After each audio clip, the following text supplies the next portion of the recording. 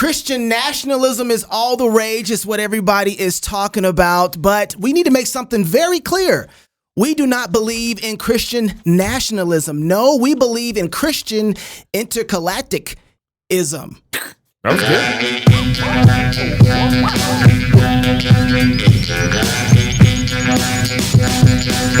Whoa. The lights went off and everything.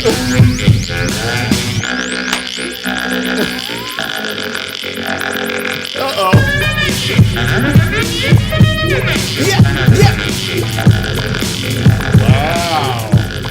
Wow. That's the kind of Christianity we talking about. Wow. Yeah, and Lights we got went turned out up. and everything. Wow. We got turned Where's up my here in the disco studio. ball? Yeah, right. I was It's waiting coming. for the flashing lights.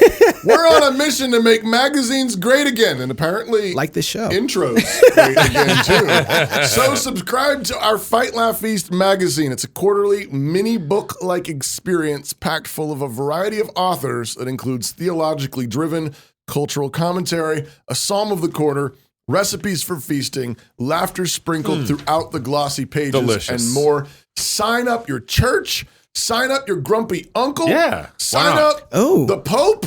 Yeah, what? Him too. Yeah, why not? Elon Musk. Yeah. Leon Musk's is what it says.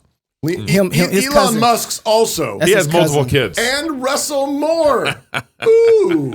Disclaimer. This magazine will guarantee various responses and cross politics is not held liable for any of them. Reading the whole magazine may cause theological maturation, possibly encourage your kids to take the Lord's Supper with you, and will likely cause you to randomly chuckle in joy at God's wondrous world. Sign up today. 4 issues for $60 per year.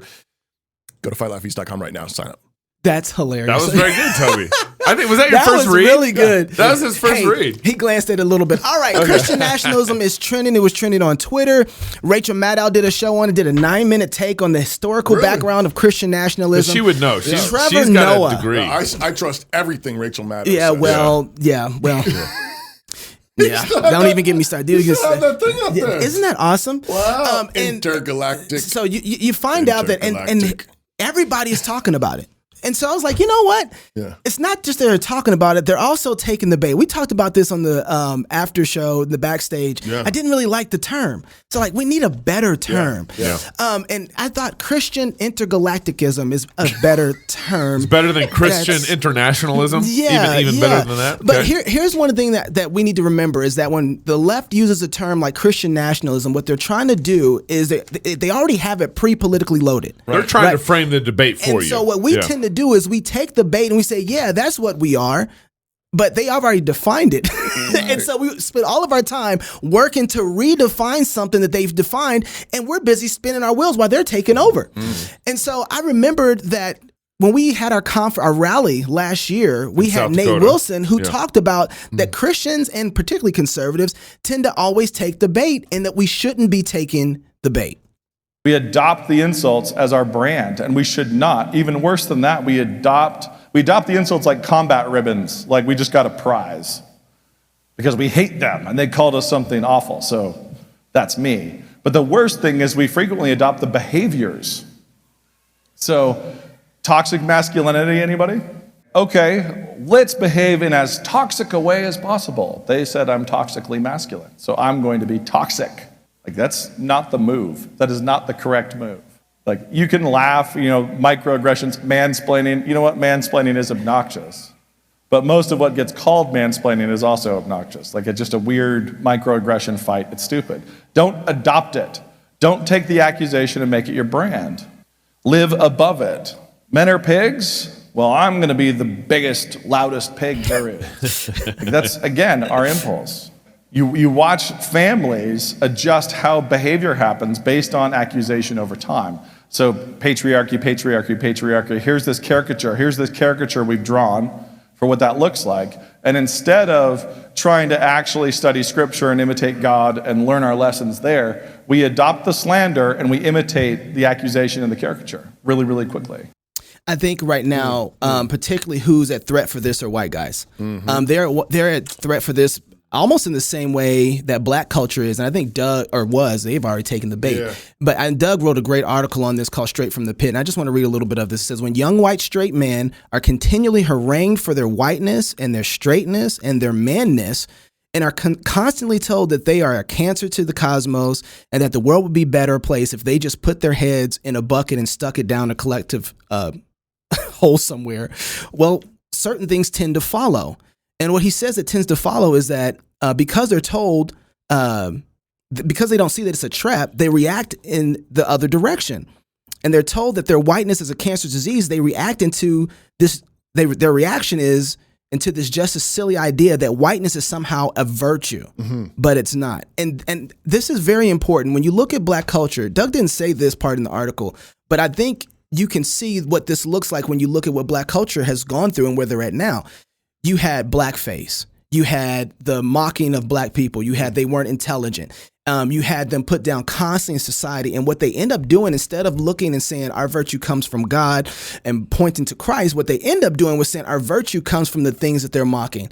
My black is beautiful. Black girl magic. All of a sudden, all the virtue went into blackness, and the virtue wasn't coming from Christ anymore. It comes into the things that they were pushed against. Well, I think you can expect to see that same sort of taking the bait from white men. Now we're going to get white entertainment television. Now we're going to get white girl magic. Now we're going to get all these other things where the virtue is put inside of white boy summer. White boy summer. You're going to get the virtue put in the wrong place, right? And that's what Doug was getting at in this article. So when you take the bait, you end up becoming like the thing that they're making you, okay? Like Christian nationalism. What they're basically saying is white supremacy, right? That's what they're trying to say with the whole thing. And so what you end up doing is walking right into that very thing because you haven't formed a normative. And so what we want to do is instead of taking the bait, we want to redefine the conversation completely. Right. And so what are we talking about when we talk about Christian intergalacticism? I just want to hit the button. Intergalactic, planetary, I think, intergalactic. You know this. It's kind of scary that you know this song. I think what we want to do is we want to remind ourselves that unlike the other spheres that are here, which is the family and the state, the church is intergalactic, right? And one of the clearest ways that we can see that is in the fact that when Christ rose from the dead, he said all authority in heaven and on earth, right? So the heavens are already taking part. Cosmic. It's cosmic, right? In this intergalactic reality, right? And you know what? You know what a great introduction to this is? The C.S. Lewis's space trilogy. I'm not going to spoil it for people because I've read that hideous strength is actually really good. But the two are the lead up too. That hideous strength in particular. Yeah, and the thing is, the Christianity has already been celebrating this. Every Christmas, we're already here. We're having this conversation every Christmas. Yeah. So when the angel comes before the shepherds, I think it's Luke 2, 13, 14, 15. The angel is met with the heavenly host. And they're saying, glory to God in the highest. What is that heavenly host? That's the galaxy joining in with the angel. Stars come down. Stars come down and start singing. I was blown away. Well, intergalactic, right? Christian intergalacticism is already happening. When you go and you look at Matthew chapter 2, and you see the shepherds that are led to, or the wise men that are led to Christ, right? The star comes down. I never saw this before, and stands next to Jesus. Right. It's right here. Right. And so when we look at Christian nationalism, it's not a big enough world or universe or concept for what Christianity really is. Right. Christianity is intergalactic. It's intergalactic in every single way. Right. And so if we take their reality and their definitions, it leaves us short of what the beauty of the gospel actually is at the end of the day. Yeah. And all we're going to end up doing is spinning our wheels trying to redefine something that they've already loaded with terms. And we need to reject that all the way through. And this is the fleshly response of the white boy summer thing. The Black Lives Matters, the opposite fleshly response. It's virtue and blackness. It's the same thing, just different sides of the ditch. And one of the things that we need to learn is that when you're attacked like this for your whiteness, your who you are, your culture or whatever, our response shouldn't be carnal. That's a carnal response to want to kind of tribe around everyone who's being maligned with me. Yeah, we'll form a tribe. It's easy to form a tribe there. And instead, our primary allegiances are always with God, and then His church, and then secondarily, the allegiances kind of drop down from there. I mean, there's nothing wrong with me being loyal to my family. Yeah. But my primary allegiance is with Jesus and His church, with the body of Christ. Yeah. Because even Jesus told us that, hey, we need to hate brother, sister, father, mother in order to follow Him. Right. And so, and then you kind of go down from your allegiances from there. I have allegiance. I have loyalty to Idaho, Texas. Yeah, but that's there's my people, the secondary people. yeah, you know, absolutely. kind of thing. But that's not where your virtue is coming from. Not at all. Yeah, patriotism is a Christian virtue. Sure. And love of nation is a Christian virtue. Love of family, love of your people, it's a Christian virtue. But it needs to be placed biblically in the order that God says to put it in. Well, and remember what we're talking about when we're talking about Christian nationalism, which really we're not talking about that. We're talking about Christian intergalacticism. Right. We're talking about the role of the church in the universe and the authority of Christ, and the church being that representative or host or discipler to the rest of the nations or the universe, right? One of the ways that we see this Christian intergalacticism is inside of the doxology, right? Doxology? Doxology. Praise God from, right? Whom all blessings flow. Yep. I love the doxology.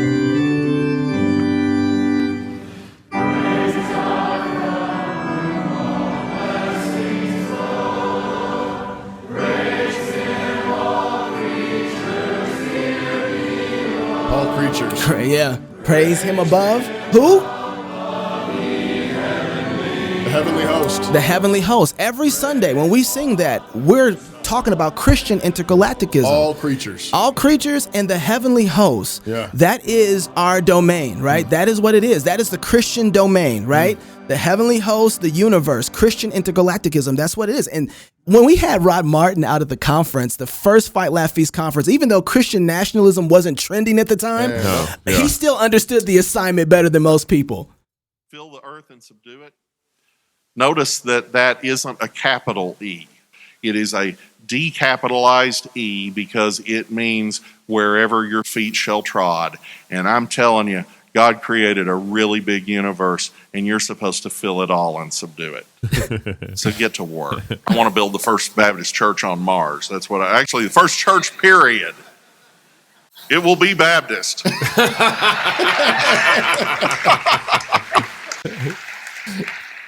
You Presbyterians better catch up. That's all I'm saying.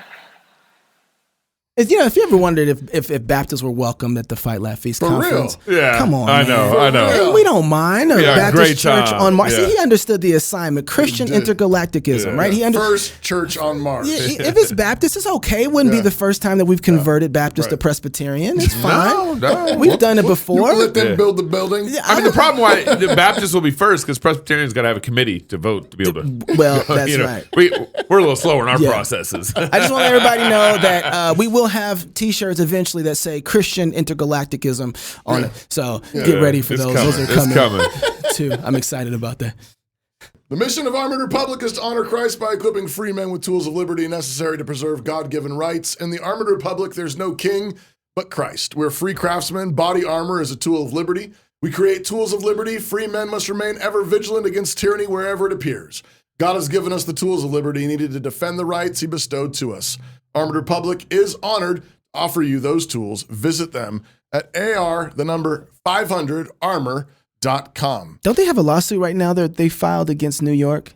I wonder how that's going. We should talk to David Reese about We should that. check in with them. Those guys are fighting for freedom. Hey, we're grateful to have with us on the show right now Mr. Troy Miller. Troy Miller serves as the CEO of NRB, a senior. What is NRB? National Religious Broadcast. Somebody should write that in there. A senior executive with more than 30 years of management and business experience.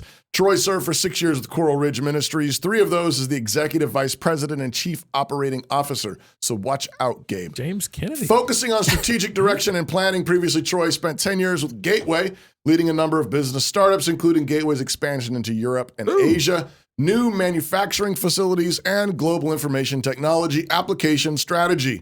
He has spoken at seminars on strategic business planning, information technology integration, and organizational development, and Christian apologetics, and has spent time teaching pastors in the Far East. Far East Side. Troy, thank you very much for joining us on Cross Politic. Hey guys, thanks for having me today. Nice introduction. I also sweep floors and wash dishes. So. Well, it just so happens we have some dishes and a few floors over here for you. So, Troy, you got to tell us, what's your favorite show on NRB TV and why is it cross politic? Well, it is my favorite show because I like, well, I'll tell you why, because last time we got together, Gabe brought dinner, so he brought breakfast. So That's that's why it's my favorite show. That's how he does it. Now, Troy, explain. I was halfway joking when I asked Gabe what NRB stood for, but I do think it would be helpful for you to tell our audience what the National Religious Broadcast Association is, and why would somebody want to be involved with it? Why would someone team up with you guys? Sure. NRB, the National Religious Broadcasters Association, we like to tell everybody that we're the association that protects Christian communicators today. So NRB has been around for 78 years, started back in 1944. If you can imagine, in 1944, radio becomes the main medium to reach families, households, folks across the country. Pastors go on radio. They look at this and say, hey, this is a great way to get the gospel out. They go on radio. Well, guess what happens? There's a group that says they shouldn't be on radio. We should decide who gets to be on radio and who doesn't. So NRB gets formed in 1944 to protect these pastors' rights to communicate in the public square. And that's what NRB's been doing for the last 78 years. We started off with radio broadcasters and then television broadcasters. Of course, fast forward to where we're at today, communications takes a whole bunch of different mediums and avenues. So we protect communicators, whether you're podcasters, whether you're a book publisher, whether you're a filmmaker, television program producer. We're out there fighting hard so that you all can stay in the public space doing what you do, whatever it is God's called you to do. So, Troy, how did NRB kind of morph with technology? You mentioned radio. How did it kind of grow with the internet, TV? It just grew as communications medias grew. So NRB grew along with it. So, like I said, it started radio and print were the main mediums, back when it got started. But as those mediums expanded, NRB expanded with them. You just had more pastors and programmers that wanted to get, first they wanted on radio, then they wanted on television. Of course, as the internet came out, that's where they wanted. And NRB said, look, our real goal is Christian communicators. Wherever people want to communicate the gospel or do whatever it is Christ has called them to do, our job is to make sure and work as hard as we can that you have the rights to do that. Troy, I'm just actually kind of blown away by what you just said. That it was started in 1944 in order to protect the rights of Christians to speak in the public square. Yeah. 1944. I thought that's what the First Amendment was for, and I thought this was America. I thought that we just had the right to speak into the public square as Christians. What you're telling me that you guys have had to fight for our right to exist? So here's something a lot of folks don't know about the First Amendment. First Amendment restricts the government from intervening, okay? Right. But it doesn't restrict private enterprises. Right. So radio in 1944, this wasn't the government that was coming in and saying, hey, Christians can't be on the radio. This was actually a group of liberal Christians that came in because they didn't like the kind of Christianity that was on the radio. So that was one side of it. The other side of it were the broadcasters themselves, trying to say, hey, who can and who can't be on. And so, that's always been out there. The gospel has always been under attack. Yeah. Hey, Troy, who or what is the biggest challenge right now facing Christian communicators from your standpoint? That's a tough question because there's so many challenges. So we work really hard, first of all, in DC. So we are constantly watching the legislation that's coming through, bills that are being proposed. We're looking through those for all these little pieces that might slip in there that are really set there to limit the gospel message and limit Christian communicators or conservatives. A lot of our folks are on the same conservative platform. So that's one area we have to watch. We have to watch government and the bills. We have to watch the regulatory folks. These are the folks that make the rules after laws go into place. So FCC, the FTC, A number of other agencies are out there, the EEOC in employment law. We have to watch those folks really hard. And then, of course, we watch what's going through the court systems. That's the two, three areas that the government that we have to work on. But today, we've got, just like in 1944, but even more so today, the biggest players today are the corporate boardrooms. That's where the biggest threat to Christian communicators are. I mean, you guys you all know all about the cancel culture out there today, and so the big medium today, how do you communicate? It's on the internet, right? Yep. At social media platforms, on other social platforms like YouTube and those folks. That's where a lot of the communication goes today. But that's where those folks are most hostile to the Christian message. We've been working on, I think you guys saw Google recently, or Twitter recently said they're going to, ban anybody using the word groomer. Well, what's the thing really behind that? Are they really worried about the word groomer, or are they just trying to ban the whole talk about what's going on in schools today with the indoctrination of transgenderism in schools? Right. And so that's probably the biggest place Christians are having problems today, is how to get the message out there in mediums that people are listening to. How does NRB help with something like that particular issue? So a couple of three things. We're working very hard. We've got contacts into Google, into YouTube, and those folks. We work very hard to sort of fight for our message and say, hey, that's what you're doing is wrong there. The second thing we're doing is we work with a lot of folks in Congress and a lot of folks in the legal side to come back. So, Congress is looking very hard about gatekeepers out there, and they don't want to be restricted. But we're working very hard with Congress on some proposed laws and legislation, and we just try to bring as much pressure on. It's interesting. The big thing that the left does is they bring pressure on these corporate groups, and we're out there trying to tell these corporate groups, guess what? NRB, if you took all of NRB's members, folks like you, folks like our radio broadcaster, television folks, just our broadcasters, TV and radio folks, reach 92 million households in America. 92 million households. Nearly 40 million households listen to some sort of Christian media, radio, television, podcast. And so we get out there and tell these board guys, look, this is not a little audience you're messing with. This is a major audience. This is a major set of customers out there that you're really putting yourself up against. Could you help me with, I want to talk a little bit more to Christian communicators now too, because right now it seems like that we have a lot more Christian communicators, but what do you think would be good or better to add to the market that's missing right now from Christian communication? That's missing. I'm not sure there's a lot missing, although I'm going to encourage more and more younger people to get into the market in their mediums, and use their mediums for the glory of God and for the gospel. Lots of kids are out there. It's interesting. I just saw a study just a few weeks back in the Wall Street Journal talked about, back when I grew up in the 70s and the 80s, and they asked kids, what do you want to be when you grow up? It was policeman, fireman, doctor, lawyer, whatever. Yeah. They ask kids today what they want to be in Gen Z and stuff when you grow up. What do you think the number one answer is? An influencer. An influencer. Wow. Number one answer, an influencer. Wow. That's what folks want to be. They want to be an influencer.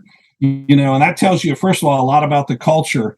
But, what we need today is we need a lot of those young kids to grow up and be influencers for the gospel, to be influencers for Jesus Christ, not influencers for their own self-recognition. So, if you want to get in today, and it's so easy and effective and cost-effective to get into communications today. It's not like it was 20 or 30 years ago, but get in and be an influencer to your generation for the gospel.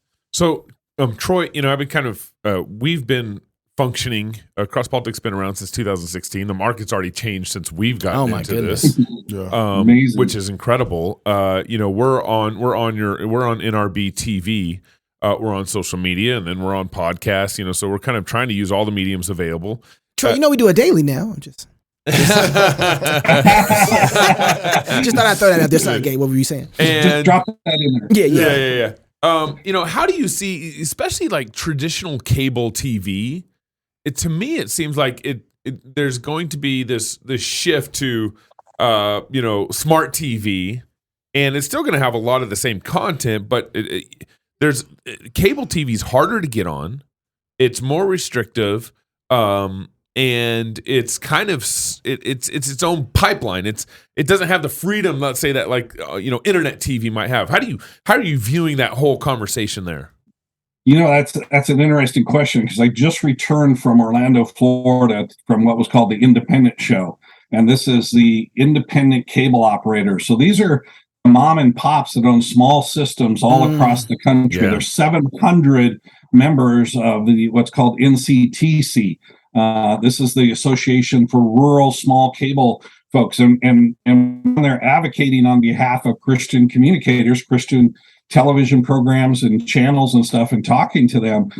Cable we do see a lot of change going on in the way people are consuming television programming today. So you've heard, or maybe your viewers have heard, of cord cutting. People who are stop their cable paid programming and go and just get it from the internet. So they call that over the top, or get digital broadcasting or streaming or whatever.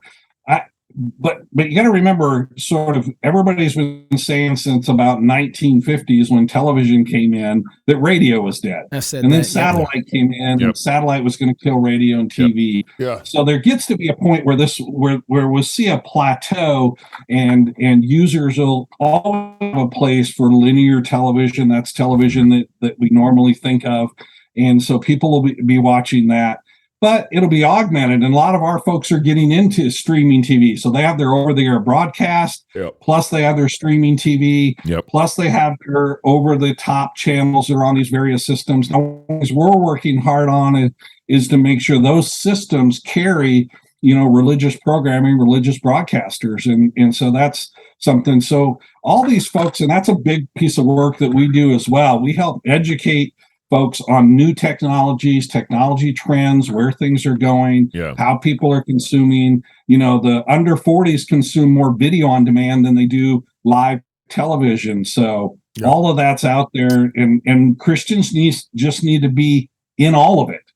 One of the other big pieces of kind of our current culture war, as you were talking about cancel culture and this sort of thing, we've had a kind of a resurgence of a kind of conservatism. Places like the Daily Wire, the Blaze, they're pushing hard in a number of different directions. Can you talk a little bit about how does NRB compare to places like that? Where is there overlap, or how is NRB different? Well, NRB is different in that we're not like a news generating organization ourselves. So, we're an advocacy group. That's the core of what we do. Mm-hmm. So advocacy is we're out there. But here's the interesting thing. We've recently worked very closely with Newsmax, with the Blaze, with Epic Times, with a number of folks, and we're glad that all these are popping up. Salem Communications, I think you guys are familiar with Salem. Yeah, sure. Salem just launched the Salem News Channel in the last few months here.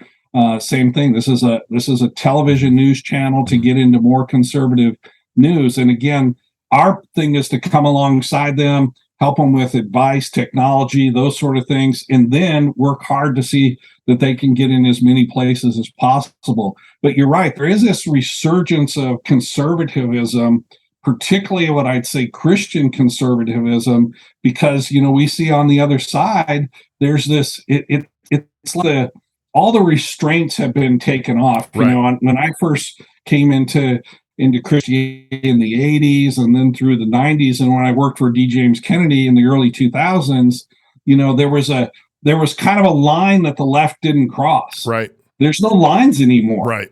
Yeah. The fact that there's no lines, the fact that, we're doing drag shows in elementary schools just tells you the lines. They haven't been crossed. They've just been obliterated. That's right.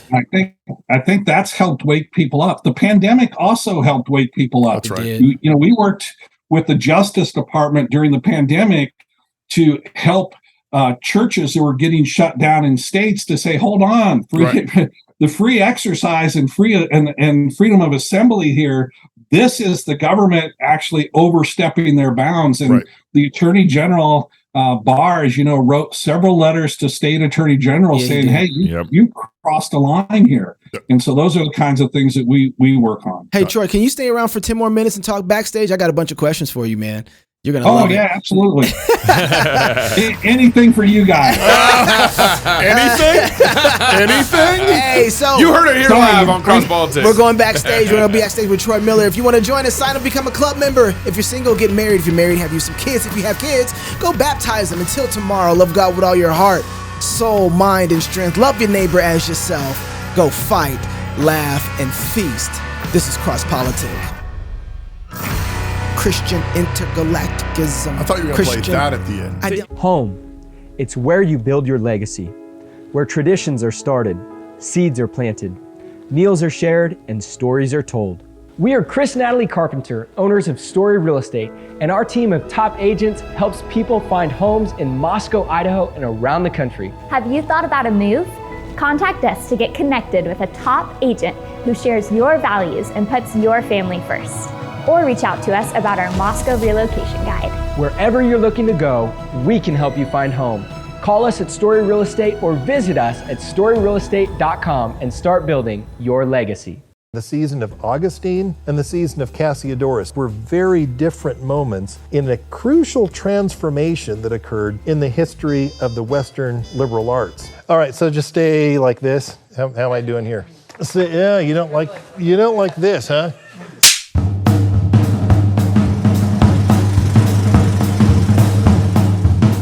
What does a Christian education look like when non-Christians are the ones who control the institutions of learning? This is a question that confronted Bishop Augustine of Hippo in North Africa in the 5th century AD. Augustine lived at the twilight of the Roman Empire. He himself had been trained with the best learning that Rome at that time had to offer. He himself actually came through the ranks and taught rhetoric in some of the best schools. And it was then, after he had come of age, that he converted to Christianity, but he wanted to continue the project of education, but this time for Christians. And so he had to confront the question, what does a Christian education look like when the unbelievers control the field? When they control the institutions, when the whole apparatus and curriculum of learning emerged from a pagan environment. And so Augustine wondered, what is it that Christians should jettison? What is it that Christians can embrace? What is it that Christians can adopt but in modified form?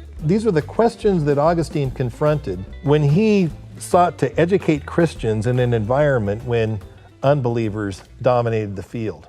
A century later, we see a man in the south of Italy named Cassiodorus who faced a very different educational landscape. He had to ask, what did a Christian education look like in an environment where unbelievers had abandoned the project of education altogether? The infrastructure of learning had entirely eroded. If education was to proceed at all, it had to proceed on the foundation of Christianity. The Christians had to be the ones preserving education. What does a Christian education look like when Christians are the ones forming the institutions, when Christians are the ones organizing the curriculum? Well, these two seasons in the history of education, the season of Augustine and the season of Cassiodorus, just 100 years apart, were very different moments in a crucial transformation that occurred in the history of the Western liberal arts. We're going to be studying this story. We're going to be going back to the sources. We're going to go back to Augustine. We're going to go back to Cassiodorus. We're going to ask ourselves which of their predicaments most resembles our own. Which can we learn from Augustine's period? What can we learn from Cassiodorus's period? As we confront these questions, we're going to engage these sources, and we invite you to join us here at New St. Andrews College.